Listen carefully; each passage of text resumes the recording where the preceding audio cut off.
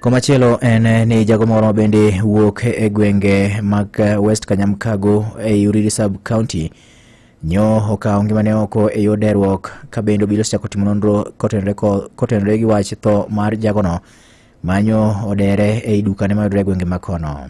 Ruoth e yo kojolo ma West Kanyamkago location Gabriel Oso ne oyango wachni ka olero ni ripot ewi tho mar rawerano ne oyudo ka owuok kuom jogweng' magin jirand jagono.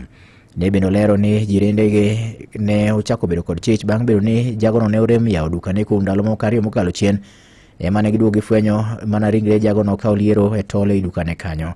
Jatend loch nangano ne owacho ni obila nyo osekawo ringreno ma otere kar kano ringre mar jomotho ka kod rito tim ne bero seche bende nonro to dhi nyime mar yango hie gima dine miyo okawo okang' ma kamano ka nyaka gie sani pok ong'ere malong'o gimomiyo ne okawo ngimane oko nimar ne onge oboke moro amora moweyo mane nyalo yango gimomiyo okawo okang' ma kamano.